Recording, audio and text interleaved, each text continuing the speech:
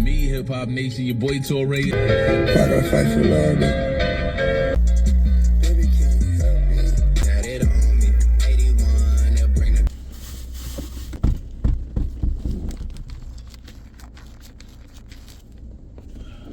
So let's talk about the difference between right-wing and left-wing media.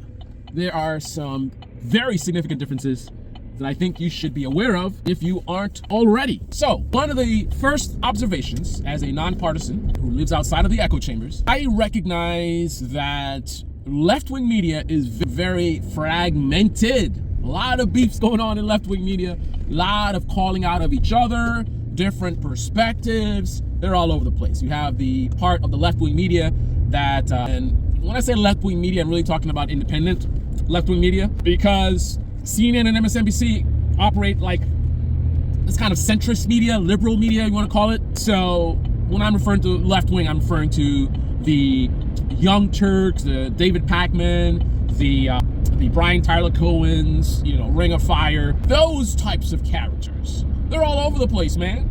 They're all over the place. In contrast, right-wing media is a monolith. They are unified. Obviously, if you're a conservative, very likely you're gonna, that's not true. I've seen debates and this, and there was a time where the Daily Wire was attacking Steven Crowder, and he was going back and forth, and they have a lot of different opinions and ideas. Well, the stuff that you would like to point out to me right now, I'm very well aware of those things. I'm well aware of times when they critiqued each other, and definitely the wars that went on between like the Daily Wire and Steven Crowder, for example. Even you could talk about Candace Owens. So you're not telling me anything new. So I've taken that into consideration, and yes, my assessment is that very clearly the right-wing media operates as a monolith. Fundamentally, they operate as a monolith. They're all pushing essentially the same message. They all essentially have the same goals. And this is in stark contrast to left-wing media that is all over the place. So I'm gonna explain more about right-wing media in terms of them being a monolith, and put aside any, they have different opinions here and there. Nah, son. Fundamentally, like you could get on the edges and say like, oh, this thing is different here, and this guy said this, but the fundamentals are all leading you to the same goal, objective, message. It's a monolith. Left-wing media, on the other hand, let me break it down. You got mainstream media, CNN, and MSNBC is as partisan as it gets in mainstream media. And CNN and MSNBC represent, in my view, the worst of mainstream media. This is your hamburger and fries, right? They are desperately trying to get your attention. They will lean into the ideology of their audience, and then morons in right-wing media will talk about, liberal media being ideological. Now, not to say they're not at all ideological. Obviously, they're human beings. They have an ideology. Even as professionals who are trained to put their ideology aside and focus on being objective. And they do have the training. People want to dismiss, professional journalism or whatever. They were trained professionally in the way to do journalism. Now, whether they actually do what they were taught in school, that's a whole different story. It's the same thing in construction. If you learn professionally how to do various things regarding construction, whether it's electrical, plumbing, whatever it is, I'm sure there's certain rules that you would be trained on in terms of safety best practices. I guarantee you, a ton of plumbers, a ton of electricians are out there doing a lot of dangerous things. Hopefully, most of the time they get away with it. Sometimes they get burned, right? But you can't look at what plumbers are doing and say, well, plumbing is a joke and don't have to, the experts, who's an expert plumber and this and that. No, what plumbers choose to do versus the professional rules of their profession, best practices of the profession, are two different things. So journalism, you go to journalism school, you learn about objectivity, you learn about how to separate your bias, right, in your coverage, how to compensate for your bias in your coverage. They know these things, right? However, you can learn these idealistic things, and then you can get into this capitalistic business where you're trying to make profits. You're competing with, other mainstream media channels. You're competing with independent media. And then you get in a situation where it's like, okay, I can do the right thing based on how I was taught, or I can do the gimmicky thing that's going to get me more views and therefore money and more success, right? Because I can be the boring reporter that's not going to do well. My ratings are going to suck, and then I get fired. My show gets shut down. Or I could do, pander to the ideology of my audience as much as my bosses allow me to. Now, of course, the bosses, their concern is profits, right? So they may not necessarily like what you're doing. They may actually not like you being too partisan. But ultimately, if what you're doing is making them money, which is the point of a corporation, they might kind of be silent and let you kind of do your thing. And that's where you get what we see today with CNN and MSNBC, the worst in mainstream media. In my opinion, one of the best in mainstream media would be ABC News, has been ABC News. I don't know if that's still the case. Many of you probably don't watch ABC News because, doing journalism the correct way, it's boring, right? if you're being factual and you're not being as hyperbolic, all right, Mr. Mustang, sound good back there, being hyperbolic and all that kind of stuff, that's what gets the clicks and that's what gets the views. So that's why an overwhelming majority of that's what you guys watch. And in fact, you know, I'll just be honest, even though I think that they're absolutely trash, they're the worst of the worst, I'm ashamed to admit that's what I watch, right? I mean, obviously my media diet is very diverse. I'm watching far-right media, I'm watching white nationalist stuff, I'm watching progressive stuff, communist stuff, socialist stuff, and I'm also watching liberal media, CNN and MSNBC. I should be watching more of ABC, but like I said, right? Like I said, better, if you do your job better in terms of, as far as journalism, it's not as interesting, right? It's CNN and MSNBC that's gonna get me in with like ooh, look what Trump did, or look what the Democrat this and da-da-da-da, and it's like, ooh, what happened here, right? Like, I'm human, right? I'm human just like all the rest of you guys. The main difference is I understand the game being played, so I'm able to watch this partisan media and filter through the bias and take what is true and what is not true. So for example, someone making a statement and they don't even say what the source of that statement is. A lot of people be like, just take it in, like, oh yeah, I'm like, wait a minute, how do I know this is true? Like, where are you getting this from? Before I digest this thing that you're saying, I need to know what is the basis of your claim? What is the source of this information, right? So because of the way that I consume it, I am better shielded from their manipulation and bias. Not perfectly, obviously, because I'm human. Some stuff does slip through, obviously, but I'm gonna have a much better experience than most people just because I understand the players and the tactics, right? So the focus of a CNN and MSNBC is obviously to make money just like any other corporation, but in terms of their strategy, I believe they pander to the ideology of the audience, right? You don't want to be too harsh on the Democrats because the audience will attack you, they'll attack you. And the stuff that your audience loves is you going after the Republicans, the other, right? Your political opponents. They're so dumb, they're so corrupt, look what they're doing, look at the Republicans, they look at the Republicans, they look at the Republicans, right? And then you do kind of more soft, you know, critiques of the Democratic Party. That is better for business, right? And then as sensational as you can make it, you know, as hyperbolic as you can make it, that's all stuff that is good for business. Bad for the country, good for business. So that's what they're all about, right? Again, the right-wing knuckleheads will think that, you know, oh, these dumb liberals, whatever. Nah, man. The liberal media is taking their direction from their audience in terms of what the audience likes the most, reacts to the most, engages with the most, has the biggest emotional reaction to, right? Then when you get outside of mainstream media, you get into the world of the no true Scotsman.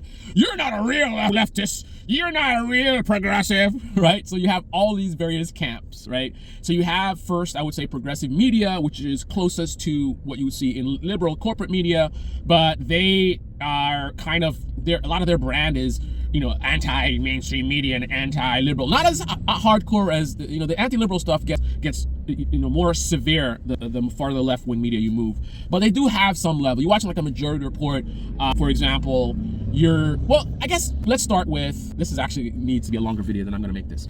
You start with a Brian Tyler Cohen that's almost indistinguishable from mainstream media. In fact, now he has a deal with, I believe, MSNBC, which is natural. He's one of the biggest access journalists that you have out there. Look it up. If you don't know what it means, look up the term access journalist. And that is what he is. He's the best example. There's no one that is even close to being as much of an access journalist as Brian Tyler Cohen. He might as well be on the payroll of the Democratic Party. Unlike something like a CNN, who, again, it's not that they're on the payroll of the Democratic Party, it's that they are trying to, Mustang. Yeah, so they're more trying to keep the audience happy and keep them coming back and keep them engaged and keep them you know, emotional, tap into the emotions, you know, angry, as Republicans, Donald Trump, you know what I'm saying? Brian Tyler Cohen's mission is to tell you, you know, how much better the left is than the right, you know, how much better the Democratic Party is than the Republican Party, how awful the Republicans are. Not saying that any of that is incorrect, because a lot of it is correct, right?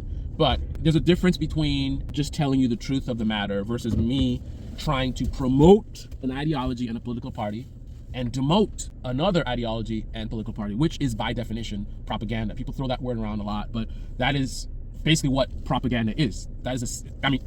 That's the definition, right? You're trying to promote or demote an ideology, right? So that's what he is, one of the biggest propagandists, and the type of propagandist he is, I think the biggest part of what he is an access journalist. So anyway, so that's what you have. So you have him, then you move on to like a Majority Report. Now you're getting into a realm where you are starting to be critical of the Democratic Party, but you definitely support and are promoting to some degree the Democratic Party as, you know, this is the better party.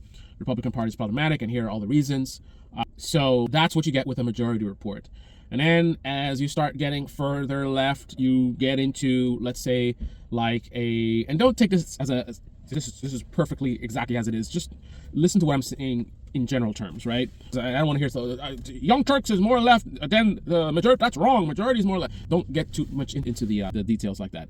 But anyway, so let's go. You go to like a Young Turks who might be, and I think that is accurate when I think about it. They would be more left than a Majority Report. They might push for some policies and more aggressive movement that the Majority Report, like a Sam Cedar might say is impractical. I don't have the votes for it. There's a whole process of the way stuff works in politics that's the reason why what you're saying, I mean, yeah, I would like that as well, but it's just not going to happen. Not when you have people like such another, like you give those kind of arguments, Majority Report, and then Young Turks is like, F you, incrementalism, whatever, we got to fight for it, and janky and all red face, you know what I mean?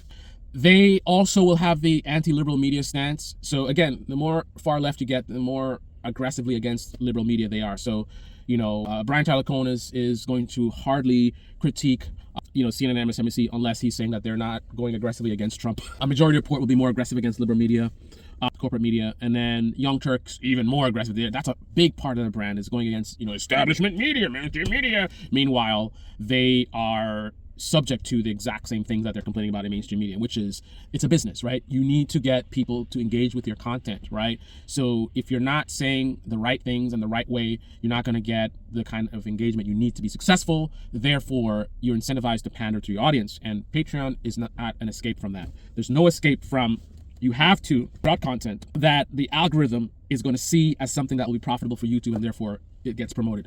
If you just do your own thing, like, we're independent media and we have patrons and we have members, and that's what, so we stay true to our audience and we can say what the truth is. Yeah, if you really do that, right? And by the way, some of their missions might align with the algorithm. There might be certain types of content that they truly want to do that aligns with the algorithm, so it works out, right? But if you truly stick to what you want to do in the truth and doing things the right way, odds are a lot of what you're looking to do is not going to be profitable for YouTube and therefore won't get promoted. And therefore, all that other stuff dies. How do you keep members if people aren't watching your videos? How do people watch your videos if they don't get notified? How do they get notified if you're doing videos that the algorithm doesn't like, so that therefore the algorithm steps in? You always get this middleman. No matter what you do, there's this middleman called the algorithm that can override you. You can do the best videos ever, right? But if the algorithm deems the type of content is not something that's profitable, the algorithm can step in. I don't care if you're subscribed. I don't care if you smash the bell. The algorithm can step in and say, no, this type of content is not the type of content that I want to promote. So therefore, a bunch of your viewers don't get notified, right? And then after a year or two, and they look at they're doing budgeting and they're like, why am I still a member of Young Turks? I don't even watch their videos, right? So in order for all this stuff to work, this business model to work, you have to keep people engaged and keep them coming back. And in order to do that, you have to have some kind of synergy with the algorithm, right? Whether some of the things that you generally want to do happen to coincidentally align with the algorithm, that's great, but there's no way that your entire picture is going to align with the algorithm. So if you just do the truth and the right thing and whatever, you're probably not going to do very well on YouTube. But anyway, as we get further to the left, you have channels that, the further left you get, everyone to the left is going to attack the people that are to the right of them, right? So all the people that I mentioned, they're going to get attacked more aggressively the further to the left that you get. So if you get really far left, so you're talking about, your socialist, communist type channels, they're going to be the most aggressive against the Democrats, against, liberal establishment media, going against people like Brian Tyler Cohen, Majority Report, going after the Young Turks, going after David Pakman, Brian Tyler, all these people, they're going to get most aggressively trashed when you get to the extreme far left, the communists and the socialists, right? And also what happens as you start to get to the extreme left, the business models tend to align with the far right or the right-wing media as a whole. So right-wing media is not actually conservative media in this country. It's really anti-liberal media. That is really their focus, is anti-liberal content. And the further left you get, when you start getting extreme, that's what you essentially get. You get anti-liberal content. The focus is not really about communism or socialism or whatever else they're saying it's about. It's really about dunking on liberals are so stupid and this and that and they're weak and whatever. The Democrats are dumb and the progressives are dumb and all the other left-wing channels that are, they're not actually left. They're conservative. They're right-wing. They're no true Scotsman, right? That's what you get when you get to the far left. So all these channels are constantly attacking themselves. I would say 85% or more of left-wing media have some kind of aggressive animosity towards the Democratic Party, and they talk about it a lot, about how the Democratic Party sucks. They don't do enough, or whatever it is. Everyone has a different critique of the Democratic Party. For this reason, a lot of Democrats are afraid of left-wing media. Right? You see, like Kamala Harris, she's not going to talk to a David Pakman. She's not going to go on Young Turks. No way. I think even Brian Tyler Cohen, ironically, the major access journalist, did she actually go on his channel? I think he at least struggled to get her on. Maybe she's just busy. I don't know. But because that doesn't make any sense. Everybody else, I understand, right? You know, because they're unlike right-wing media, they're actually going to call them out. They're not going to just do a bunch of softball interviews. Now let's go to right-wing media monolith. The purpose of right-wing media essentially is to promote the Republican Party.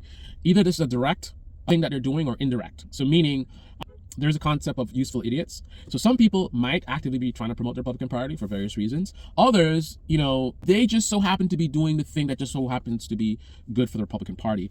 And part of it is the money, right? You have a lot of these right-wing channels that are, you know, billionaire funded, you know? Because one of the big values of right-wing media is, you know, if you are a one percenter, right-wing media is your friend. Contrary to what they might say, they are absolutely your friend. So they exist essentially, again, either directly or indirectly to support the Republican Party, to support the establishment, to support the elites and the most wealthy people in the country. That is their purpose, which is why the billionaires like to send money to these right-wing channels. You have people like, you know, Project Veritas getting money from Koch brothers. You're gonna see Koch money all over the right-wing media.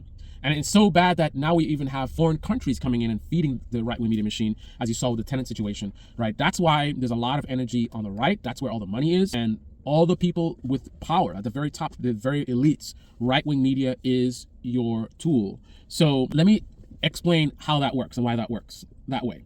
I want you to think about the last time you saw a video on a right-wing media channel calling out corporate corruption. That was not something that was actually something attacking, you know, liberals. Right? So the only time you're going to see right-wing media talking about anything bad about corporations, they're going to be attacking DEI, it's going to be some CRT thing, it's going to be some, oh, this company is woke or whatever. So it's all going to be culture war stuff. But let's say, for example, we find out that Home Depot has been selling products that is causing cancer, and they knew and they didn't do anything about it, right?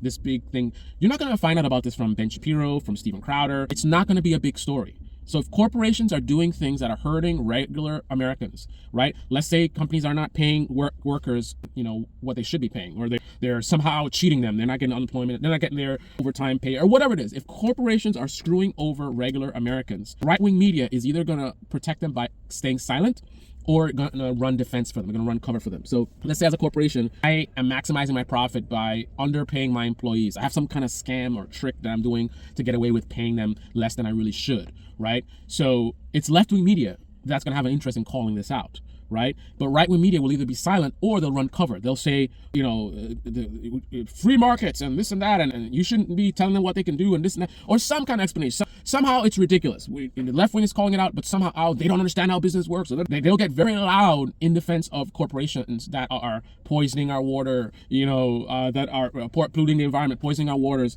you know, exacerbating the poverty situation or whatever it is. If corporations doing bad things, they will get cover and protection from right-wing media, either through silence or directly acting as apologists. So again, think about how many videos you've seen in right-wing media recently that covered any kind of corporate corruption or something that was corporations were doing things that were hurting poor people or working class people, that was not focused on culture war stuff, right? You're gonna have a hard time finding that. In contrast, if you look on left-wing media, there's gonna be tons of videos talking about corporations doing bad things and taking advantage of people, focused on things that are actually, you know, affecting the lives of poor and regular Americans, right? They will advocate for regular Americans. Now, they will do it sloppily because you're talking about content creators, so the focus is on generating content. So they will potentially, you know, focus on things that should be focused on, but maybe some of their conclusions are kind of half-assed or they're not, you know, completely informed on it because, again, the focus is on content creation and also opposing the right wing and the Republican Party. But yeah, so another thing to show the monolith is whatever the 1% and the Republican Party wants people to focus on is going to be stuff that you're going to see all over right-wing media, right? So, for example, there was a big thing where, you know, Republicans were trying to attack the Democrats, you know, talking about FEMA's doing this and FEMA's doing that or whatever. That was all over right-wing media. All right-wing media, yeah, look at FEMA this and, oh, FEMA this and FEMA that, whatever. So whatever the message is that the Republican Party wants to get out, right, whether wokeness is ruining the military or whatever the stuff is, right, you're going to see a synergy between right-wing media and the Republican Party messaging, right? It's not an absolute thing.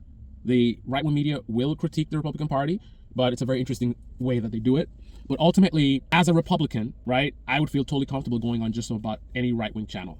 I like, if I were a Republican senator, as long as I'm not a senator that has a lot of ethics and morality to where I stand up and call out my own party, you know, for a lot of stuff that's going on. As long as I'm not doing that, if I'm going along with the program, and I gotta do another video about that because there's a weird dynamic where you have like the new radical, like a Matt Gaetz, who seem to be doing that, but really he's not. But that's for another video. That's too much to have in this one video. But ultimately, as a senator in the Republican Party, I would feel comfortable going on a Ben Shapiro, going on a Steven Crowder, going on just about any, you know, Newsmax, right? Because I know I'm gonna get a friendly interview. Even if they sort of pretend to ask me a difficult question, they will allow me to get away with just about any answer more often than not. So they say like, well, you said this and then you did something else. I could just say, well, you know, something like this, the lame response, and they'll accept it and move on to the next one. Like, I'm not going to be exposed, generally speaking, on right-wing media. And that is another example of how right-wing media is a monolith and they exist to serve the elites and the 1%, which is ironic because that content is most appealing, I think, in many ways to a large group of people who are the poor. So the media that is most supportive of the 1% somehow has a great appeal to poor and working class people. And Trump is a perfect example of this effect, right? He is there to support the people at the very top, but yet the people at the very bottom think that he is somehow their savior. It's insanely nonsensical, to say the least. Anyway, this is the Debate Me channel. Debate me in the comment section below. Click on the like button, subscribe, smash that bell. Be well. If you like content like this, let me know. I can do a deeper dive into this, which is just kind of a off the cuff type of thing. So obviously I could have done this in a much better way if I spent time and, you know, planned it out. But, you know, I'm I do what I can while I can. I am here at my home, away from Home Depot, doing weather stripping for one of my apartments. I'm gonna buy some plastic to cover up the windows. Anyway, I'm out.